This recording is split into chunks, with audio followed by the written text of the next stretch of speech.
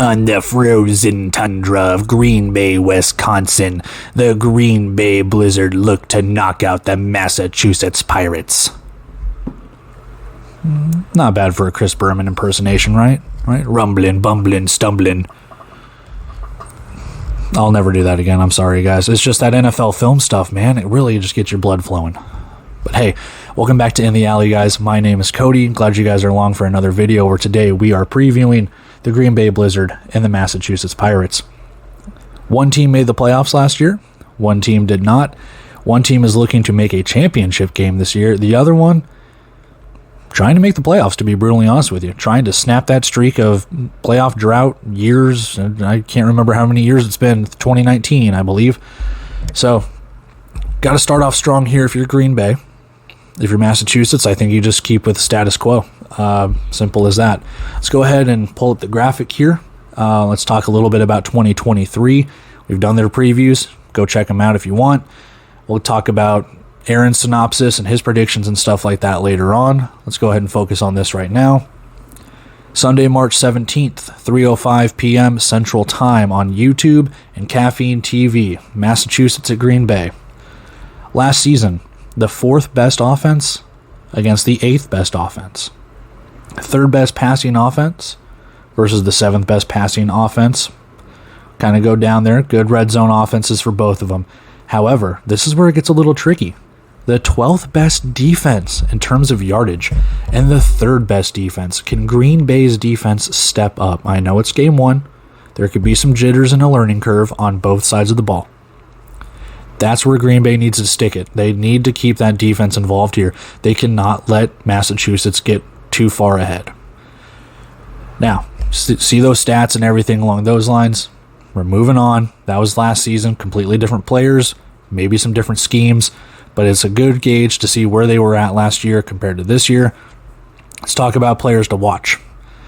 Wide receiver Thomas Owens. I think him, and I put him here, him and Isaac Zico and Jamie Robinson could have a field day today. You have such an unproven defense in Green Bay. I am curious to see how quick they get off to a start. If it's just bomb after bomb after bomb, this secondary could be in for it. That's just the cold hard truth. If that secondary does shut down Owens and Zico, Jamie Robinson's running it, man. Benefield's running it, man. They're doing everything that they can to make sure that they can get that ball in that end zone.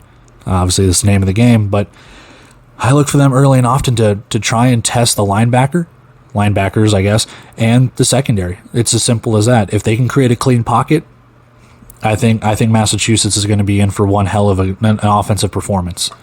Defensively, it's on the other side now. You have unproven wide receivers for Green Bay. You have a veteran group of defensive backs for Massachusetts. I put Mamadou Mbai here, but it could have been any of them. Calvin Bundage at linebacker, Eugene Ford, Devin Hafford, Matt Elam. I put Mbai here. That's not disregarding the defensive line from Massachusetts, too. I just think that is a lot of firepower. And you're breaking in rookie running backs. You're breaking in rookie wide receivers. And even somewhat of a rookie offensive line. If they can just make Max Mailer's day hell. Max Mailer, excuse me. If they can make his day hell, this is going to be an easy win for Massachusetts. Simple as that. Let's go to the other side now and see what they have to do. I'm going to obviously highlight quarterback Max Mailer. He needs to get the ball out. He needs to make sure that his offensive line can create a pocket for him, and he needs to get to his safety valves, whether it's his, timing routes to his wide receivers or that running game. Remains to be seen. We don't know what's going to happen. It's just such unproven talent. Just like with Northern Arizona, he needs to be the star of this offense. He needs to be the star, sling that ball around, use his feet, and get those guys to where they need to be to catch these passes or run the ball. Simple as that. On the defensive side, Ravarius Rivers. Talked about him in the preview for Green Bay, which, hey, go check those out. Still time left to go check out the previews. I'm highlighting Ravarius Rivers. I'm also going to highlight Sean Steele. Those two need to shut down the passing game. Simple as that. Now, I know you have 3 wide receivers, So you're going to need another rookie to step up in that regard. But in my personal opinion, you need to shut down this passing game. You need to make this team one-dimensional and really make sure that your defensive line can feast for them. Simple as that. Otherwise, Massachusetts is running away. You've got to keep it close and low scoring if you're Green Bay, if you have a chance to win this game. Let's talk some series history. Massachusetts 4-2 over Green Bay. Last meeting 50-49 in overtime, week 8 at Green Bay. So, hey, we're back here. Is it going to be that close?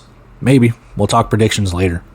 But overall, Massachusetts has kind of run away with the series. I mean, it's been close a couple of times, but it's mainly been Massachusetts far and away. Let's do some quick facts. Green Bay has not won a season opener since 2017. They beat the Cedar Rapids Titans 46-13. Cedar Rapids doesn't exist anymore. But yeah, it's been almost a decade. Green Bay's hoping to turn that around. Massachusetts has a 3-game winning streak versus Green Bay, so before it was 2-1 Green Bay, 3 straight wins. Massachusetts now leads the series. However, here's a caveat: Massachusetts is 2-6 on the road in 2023, but one of those 2 wins was at Green Bay. So can they keep that magic going? They haven't really been great on the road lately, and yeah, I look for them to try and turn those tides. No pun intended. Yeah, and it's going to be a fun game to see if the home field advantage is truly there. We'll see. Finally, speaking of home field advantage, Green Bay is 9-6 at home since 2022. It's not great, but it's still a winning record. Yes, one of those losses is Massachusetts, and there's probably other ones in there too, but hey, 9-6 is still a winning record at home. You really need those fans to turn out, make noise, get the green a-flowing, get that St. Patrick's Day, maybe some pot of gold, some good luck, some Lucky Charm cereal, I don't know. You need to make sure that this team can keep it close, and just, if they can squeak out a close win. They couldn't do it in week 8 last year. Can they squeak out a close win and upset Massachusetts? Remains to be seen, but hey, that's why we play the games, right? Let's go continue on some segments and we'll get out of here with predictions. Injury report. Nothing to report. First game of the season for both teams. I know when we talk about the 25-man rosters here in one quick second that they have over 25 players, so someone's got to be on IR or some sort of reserve. Till then, don't know. Let's move on. Okay, so 25-man rosters appearing right here, and it's a little like Arizona and Northern Arizona. Massachusetts is bringing back a lot of talent. I've said it before, I'll continue to say it. This team, in my opinion, is a title contender, at least in the East. Benefield's back, Jimmy Robinson's back, Thomas Owens, Isaac Zico, Hunter Kelly, and Navon Donaldson. That's practically your entire offense from last year. Defensively, Julius Turner, Calvin Bundage, Devin Hafford, Mamadou Mbai, Eugene Ford, Matt Elam. That defense is freaking stacked as well, and you can't forget Josh Gable there kicking the ball. This team's reloaded.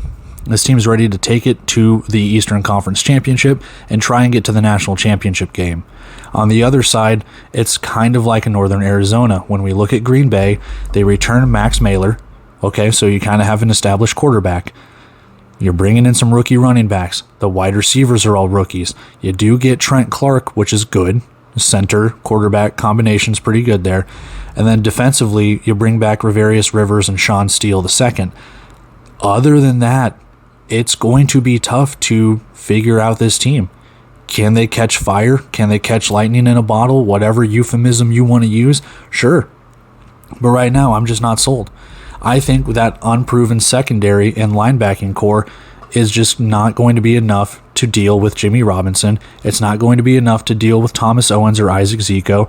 I think Benefield, having, I wouldn't say the year off, but coming back from his injury, probably looks to be healthy, wants to put his name back up on the top of the record book, stat sheets, whatever, and prove himself.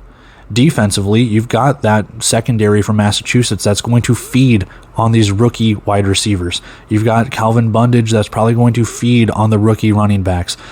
Max Mailer could be in for a tough game today, especially if that offensive line doesn't get going. If that defensive line of Julius Turner, Well, I know he's got some rookies on the defensive line for Massachusetts as well. Let's see what happens there. But if they can get after Max Mailer, he could be in for one hell of a day. I will tell you that much. I'm really curious to see how this goes.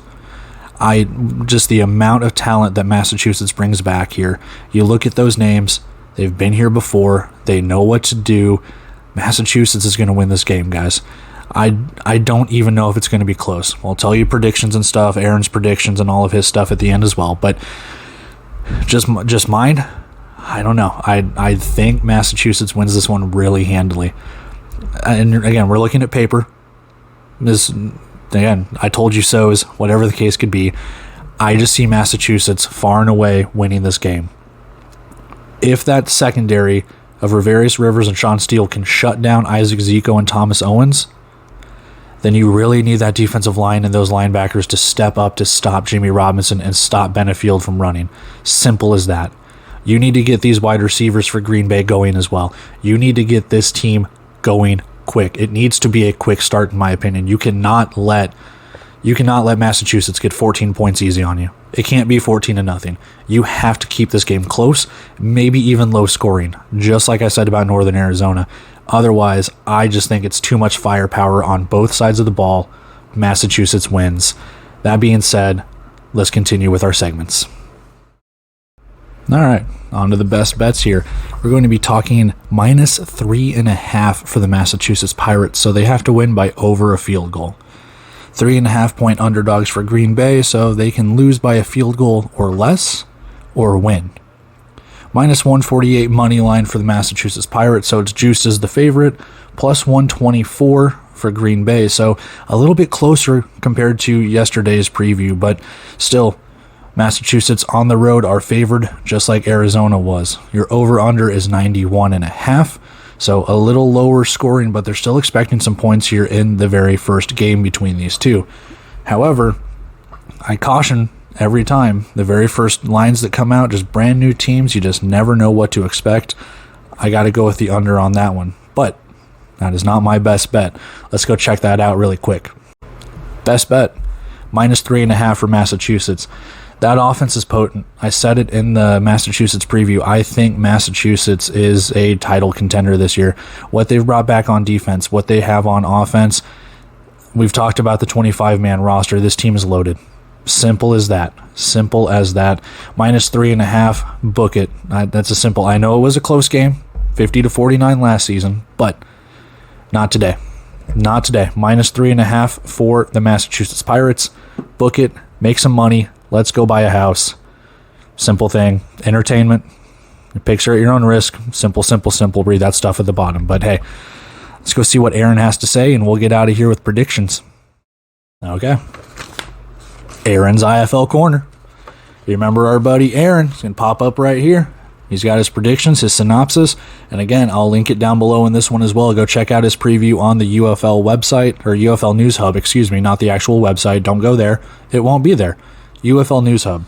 I will link it down below. Just go click on it, and it'll take you right there. Massachusetts at Green Bay. So, barring a complete collapse from last season, Massachusetts lost 5 in a row, including a playoff loss to the Sioux Falls Storm. For the Green Bay Blizzard, they're hoping to make their first playoff return since 2019. Massachusetts returns Alejandro Benefield and a slew of other players, while Green Bay is trying to figure things out with a couple of returning guys and a lot of rookies. Massachusetts needs to get off to a hot start to try and remove the stink of 2023's end of the season. And Green Bay, while an established IFL franchise, is trying to remain as successful as they can, barring the last couple of seasons of, what do you want to say, mediocrity? I don't want to say they were bad, but like they got to get back up on it. They've been a great franchise for this league. They need to get back to it. So, several names changing rosters, a lot of players coming back though. Solid fan base in 2023. They sold out the Resch Center quite a bit. They sold a lot of tickets, man. Question becomes though, can Max Mailer, I keep saying Mailer because I keep hearing that in broadcasts. Can Max Mailer be the guy to turn the fortunes around for Green Bay? If he can build that chemistry and those connections with that offense and really get those rookies to gel together, then I think that they have a good chance to be better this season than what they were last season. And mind you, they were only 2 games away from a playoff position. So, with what Aaron has said here, I think it's kind of on the same side as Arizona, Northern Arizona. You need Massachusetts to get off to a fast start, just like Arizona. And if you're Green Bay, you need to get back into it. You can't rest on your laurels. You need to go and prove it. And what better way to do it than a team that made the playoffs last year and has kind of had your number for the last couple of seasons. That being said, though, predictions. Aaron, 48-43. He's got a very close game here for the Massachusetts Pirates. Maybe he's predicting home field advantage. I'm not sure. But regardless, 48-43 is his prediction. He still has Massachusetts winning the game. Call it a moral victory for Green Bay? I'm not sure. But hey, I don't have it that close. Ironically, though, 48-31. We have Massachusetts scoring the same amount of points. I just think that offense is potent.